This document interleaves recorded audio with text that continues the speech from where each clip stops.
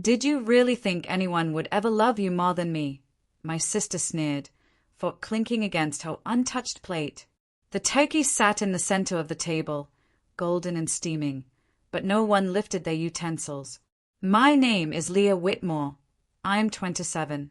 And if you think you know how this ends, stay tuned. Mom shifted in her seat, eyes darting between us. Dad pressed his napkin flat on the table, as if ironing silence. But silence had already broken, shattered by the number I never meant to reveal. $20 million. It wasn't supposed to come out tonight. Not between cranberry sauce and cornbread. Not with 22 relatives passing mashed potatoes like nothing was boiling beneath the linen. But one cousin overheard, and whispers multiplied faster than steam. You? With money? My sister laughed, sharp and metallic. No wonder you act so self-righteous. Her hand gripped the stem of her wine glass until it trembled. The chandelier above hummed faintly, its crystals catching firelight from the candles Mom insisted on lighting every year. Shadows bent across the tablecloth like fractured glass. Have you ever had family cross your boundaries? Let me know in the comments. Maybe now you'll finally pay me back, she spat, voice rising. All those years Mom and Dad gave you everything. Dad's throat clicked, but no words followed. He simply stared at the rolls basket, as though bread could explain betrayal.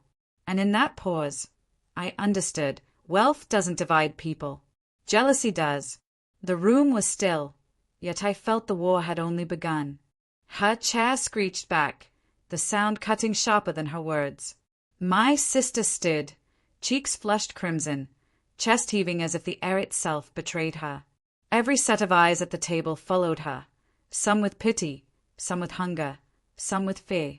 You've been lying to us this whole time, she accused, pointing at me as if her finger could pierce the skin and drag out the truth. Acting like you're better, like you're just average, when all along you were hiding millions. The room smelled of roasted sage and butter, but the scent turned sour in my mouth.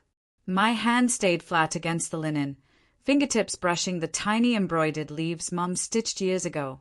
She used to tell me those stitches meant family could weather any storm. Tonight, they felt like threads snapping one by one. I never hid anything, I said, voice steady though my pulse roared in my ears. I just didn't parade it.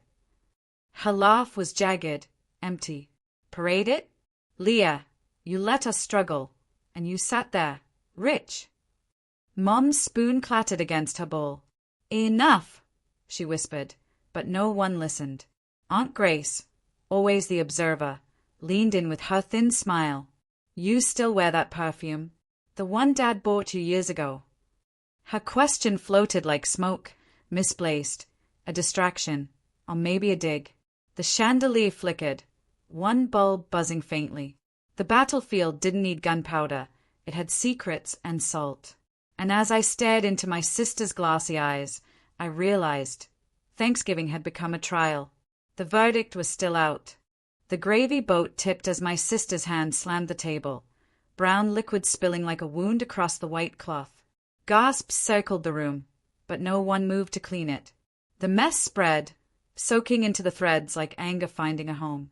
You let me beg Dad for money when my rent was overdue, she shouted, voice cracking. You let me pawn jewelry just to make car payments. And all this time, you had 20 million. Her words rattled through me, not because they were true, but because of the weight she gave them. I wanted to defend myself, to tell her that my money didn't erase her choices. But the room's silence pinned me down harder than her rage. Uncle Robert coughed, adjusting his tie. Now, hold on. Money like that, it doesn't just appear. How does a girl your age even? His eyes narrowed. Are we sure it's legitimate? The insinuation stung deeper than my sister's venom. Legitimate, as though my worth had to be audited at the dinner table.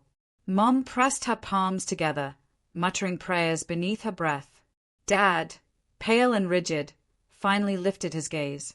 His voice, when it came, was gravelly. I don't understand. Neither did I. Not the shock in his face, not the betrayal in hers, not the way cousins whispered like vultures circling. The chandelier's glow bent through the spilled gravy, turning gold to something murky.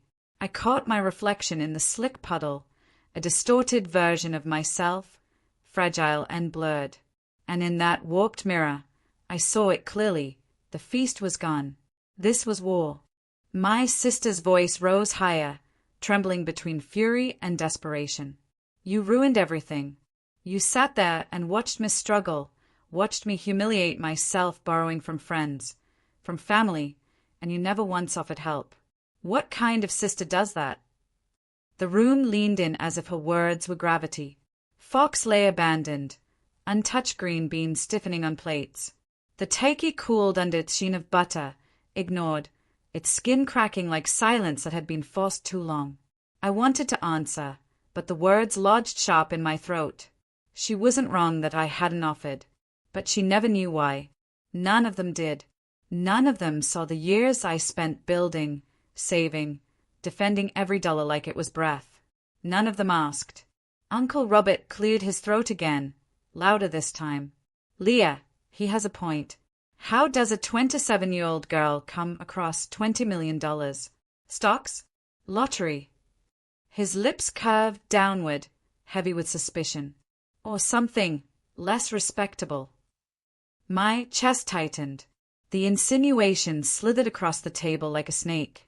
Aunt Grace, half smiling, added softly, "Funny, isn't it? The quiet one turns out to be the richest. Life does have a sense of humor." Her perfume, sharp lilac, cut the air. A decoy line, but it stuck. Mom's hands trembled as she folded her napkin, over and over, like folding could erase the scene. Dad finally spoke again, slow and heavy. "You should have told us." There it was, the disappointment, the quiet wound. His words didn't scream, but they bled. "I didn't tell anyone my truth," I whispered, though my heart thundered. My sister laughed, raw and bitter. "Truth? No, Leah. You owed us loyalty, family first, but you chose greed." Her words struck like shards of broken glass. And yet, in the chaos, I noticed something small, my old house key dangling from her necklace, glinting beneath her blouse. She used to keep it on her chain when we were kids, pretending she owned everything I did. That key, long forgotten, suddenly burned in my vision. Maybe the key wasn't just a memory. Maybe it was the motif life had handed me tonight, a reminder that ownership, control, belonging could be twisted, stolen, or reclaimed. The war wasn't just about money. It was about who held the keys. The key glinted again as my sister leaned forward, her hand gripping the edge of the table like she could rip it free. "All those years," she hissed, "I carried your burdens. I defended you when people said you were fragile. And this is what you hide." Her necklace swung, the key catching candlelight in sharp flashes, like it was laughing at me. "I never asked you to defend me," I said, though my voice came out softer than I intended. "And I never asked for your pity." She smirked, cruel, triumphant. "No, you asked for nothing, but took everything. The favorite daughter, the quiet achiever, and now the millionaire." Dad's knuckles whitened around his water glass. "Enough, both of you." But the words felt brittle, already broken before they left his mouth. Cousins whispered again, rustling like dry leaves. Aunt Grace lifted her wine, watching me over the rim. "It always comes back to money and families, doesn't it?" The chandelier buzzed louder, a faint hum like static before a storm. My chest tightened with a thought I couldn't shake. Have you ever noticed how secrets rot faster when exposed under bright light? My sister slammed her palm flat. "If you think you're keeping that fortune to yourself, you're wrong. We're blood. It belongs to all of us." Her words echoed against the china, against the gravest stains, against the silence. And in that moment, I saw clearly, she didn't want love. She wanted ownership. She wanted the key back, not just to my old house, but to my life. The chandelier flickered, as if straining under the weight of words too heavy for air. My sister's hand brushed the necklace, the key swinging like a pendulum of threat.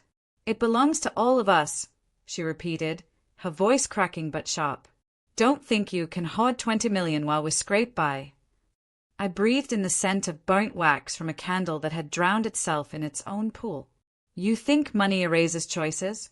You think it erases the years you mocked me, the times you called me weak?" My voice trembled, not from fear but from the sheer force of holding back years of unsaid truths. Dad finally spoke, softer than I expected. "We raised you both the same. This bitterness, it wasn't what we wanted." His words dangled, unsure, like vines without roots. My sister scoffed. "Don't act surprised, Dad. You always favored her. You made me this way." The table shivered when she hit it again. Silverware rattled like bones. Cousins avoided my eyes, but I caught Aunt Grace watching with an expression that was almost satisfied. Then came the decoy. "You still wear that perfume?" she asked me, so casually it cut deeper. "The same one you wore when you left home? Some things don't change." Her smile wasn't kind. It was knowing. She wanted me destabilized. I swallowed hard, but steadied my gaze. Some things don't, but some things do.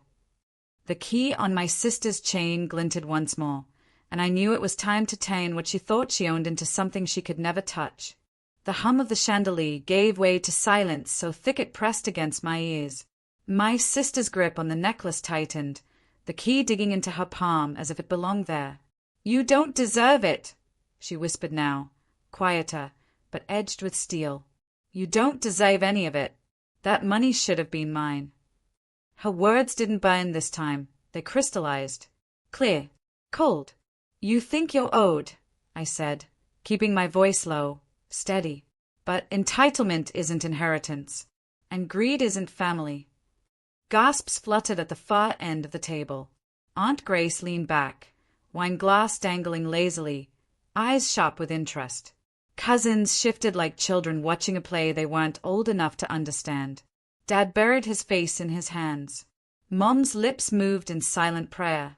My sister stood taller, her voice pitched to reach every corner. "If you don't share it, Leah, we'll make sure you're left with nothing. Family can freeze you out. Contracts can be challenged. You'll be destroyed." The word contract sliced through me, cold, deliberate. She'd already been planning this. I noticed then the way her chain cut into her neck, the way the key swung, trembling. It wasn't just a childhood trinket anymore. It was her weapon, her claim. But keys don't just lock doors. They open them. I leaned forward, palms flat, the graver stain sticky beneath my skin. "You can try," I whispered, "but I've held my silence long enough. Tomorrow, the papers speak." Her smile faltered for the first time. The battlefield had shifted. The chandelier's hum softened, but the tension remained, woven into every shadow, every untouched plate of cold food. My sister's hand trembled around that chain, the key pressed so hard into her skin it left a mark. For the first time all night, she didn't have a retort ready. "Papers," she repeated, her voice thinner now, the bravado slipping. I nodded slowly, my words deliberate, calm. "Yes, the contracts, the trusts, the legal documents you never imagined existed. This money didn't just fall into my lap. It was earned, protected, and locked tighter than any door you think that key could open. Tomorrow, every lawyer in this city will know that not a cent belongs to you." Her face blanched, the flush of rage draining into something rawer, fear. Aunt Grace tilted her head, intrigued, like she'd been waiting for this reveal. Dad lowered his hands, staring at me with an unreadable mix of sorrow and recognition. Mom's lips stilled in prayer, finally silent. "You wouldn't," my sister whispered, eyes flicking around the table as if searching for allies. But no one rose for her. Even the cousins who had whispered like vultures now sat stiff, their hunger replaced by unease. I looked at her, really looked. At the necklace, the trembling key, the desperation painted across her face. She wanted control, but she never realized control comes from within, not from chains. You always carried my key, I said softly, but it never unlocked anything that mattered. Not love, not respect, not family. She sank back into her chair, the fight collapsing out of her shoulders. The key swung one last time before settling, heavy, useless. I folded my napkin neatly, laying it across the stained linen. The battlefield was done. From this moment, I continued, voice clear, my wealth stays with me. My choices remain mine, and my boundaries will never again be yours to cross. The room stayed silent, but it was a different silence, no longer suffocating, but final. If this ever happened to you, just say same in the comments.